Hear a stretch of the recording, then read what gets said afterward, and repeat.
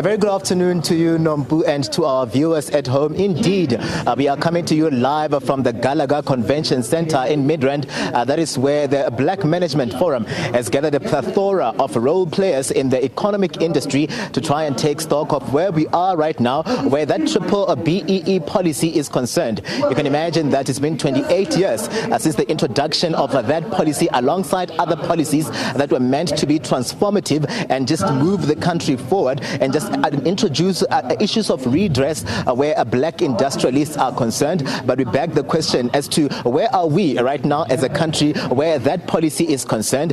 This particular event here is going to be answering to that, as the triple BEE is the central theme in terms of those role players that are here. We're going to be seeing plenary sessions as well that are already underway to try and address some of those questions. We saw the Deputy Finance Minister also taking to the podium earlier on, including the Minister of the Trade, Industry and Competition. They form part of those that are role players here in terms of answering and taking stock of where we are as a country, where the triple BEE policy is concerned. You can imagine that that policy was meant to just issue some sort of redress and include black industrialists into the economy, to answer to some of the issues that we have right now as a country, to the economy and to the issues of job creation that the industrialists were meant to ensure that through that policy this is envisioned. But I'm going to bring into the conversation now Nompu, the acting president of the Black Management Forum, that being Esethu, who'll just let us in on, really, you are the host here, and just let us in on what we can expect in these 2 days. It's already a half of activity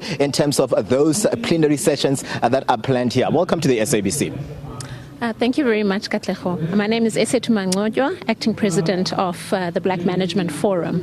I think, as I said in my opening remarks, what really sparked this theme for this year is last year we had President Cyril Ramaphosa attend our corporate update gala dinner last year in June.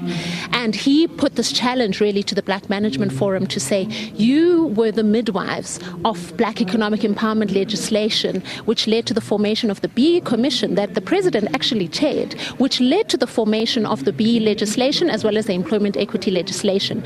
And therefore, as we come to a point where this legislation gets challenged left, right and center, people are questioning its relevance, he gave us that challenge to say it is up to you as the Black Management Forum to relook and reimagine and revive and deepen and strengthen and make more effective this policy. So it is up to you. And that was really the thinking behind what drove the theme for this year's conference, which is reimagining a triple BEE future. And you will see by the topics of the panels that we started off with, can South Africa really be saved? And we wanted just to set that context to say, can South Africa be saved? And I think we got quite a positive feedback from the panelists to say, yes, it can be saved, but there would be a number of things that would need to change, and there would be a number of policies that would need to be strengthened to actually deliver this change, this transformative change of this country. The second panel, which is currently on the stage, is the Just Transition panel, where we are saying that in South Africa there are new industries that are coming. When we talk about energy transition, we're talking about moving from coal to your solars, to your wind energy, to your renewable energies, and we're saying, what are black entrepreneurs, black business people in the space, how are they going to participate in this transition? And that's why it needs to be called a just transition, because the last thing we would want to see is a new industry being developed in this country, and once again the people who are actually the majority of the country, which is the black people and black professionals in this country, being left behind. After the Just Transition panel, we've got a panel on ownership, which is a key also tenet of the BEE legislation. We've got a panel on management control. This falls squarely within the mandate of the BMF, where we're saying we want our managers to have control of the major entities and enterprises of this economy, because that's the lever through which they can drive transformation. We've then also got a panel on ESD, and you spoke about the black industrialists and how ESD can be used to support the black industrialists. We also have this discussion about public procurement, and I know the public procurement bill is currently under review. And I was saying last week, Santon had a gala dinner, and I was saying, let's not throw the baby out with the bathwater, even when it comes to public procurement. I think it was even Zondo who said that public procurement, and that is the government spend on goods and services, actually it's constitutionally legislated that it should be used as a lever of transformation. And so to the extent that it has been used in the wrong way and has fallen prey of people during the state capture era, we need to not throw the baby out with the bathwater and then bastardize public procurement in its totality, but we need to get it back onto the path of what it really sought to achieve. And that is really as a lever of transformation and putting economic benefit into the hands of the majority of the South Africans. I think an overarching theme that we always speak about as a BMF is that there can be no sustainable political, economic, social stability for as long as the people who form the majority of the population do not have a stake in this economy. And so we are saying as the BMF, we are not wanting to throw out BE legislation. We're wanting to strengthen it. We're wanting to deepen it. We're wanting to interrogate its weaknesses. We're wanting to be part of the solution, where we are saying we want to reimagine a triple BEE future. And that's really what today is about, and the next 2 days. And Esethu, just finally on my end, where lie the gaps in terms of, the triple BEE policy, to a point whereby we're getting people just saying that it's not transformative in its nature and it needs to be relooked. You've been tasked with this opportunity by the president to really check and take stock of where we are in terms of this triple BEE policy, and if it's one that is being realized and felt on the ground. Where lie the gaps? Who can we say is responsible to ensure, as we know that government envisioned that this should be one of the policies that move the country forward, but we're still seeing these gaps and it being brought into question?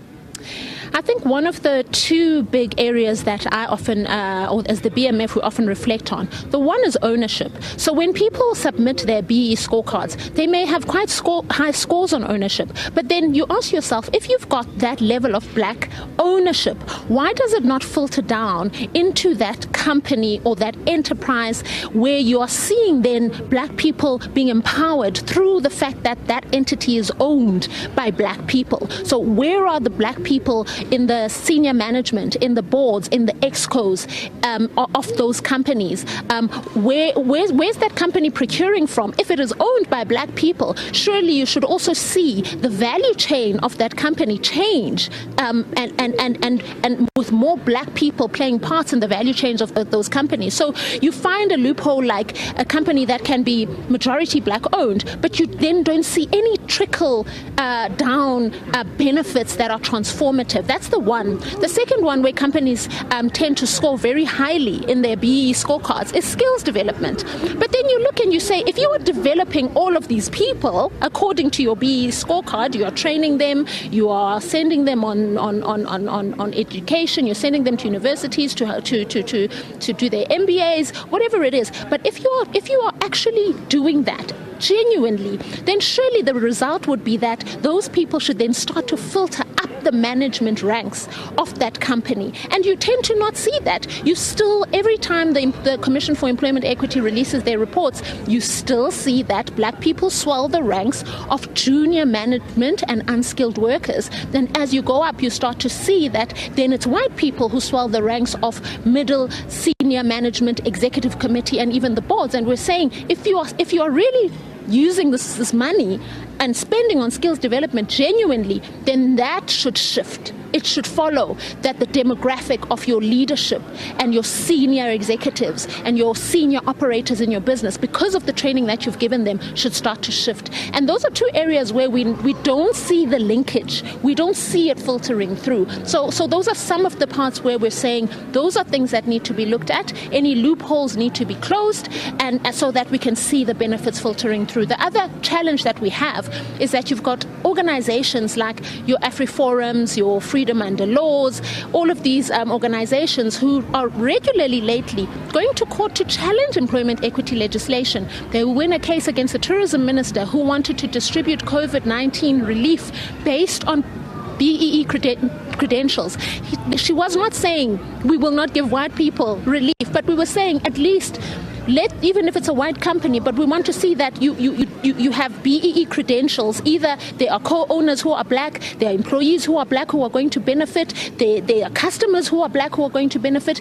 And the minister lost the case against the AfriForum. And so we're saying, as this legislation keeps getting challenged, we are worried that precedences are being set and actually the work that's been done is slowly being undone. And so we need to close those legislative gaps as well. And I think that is also going to form part of what we discussed today.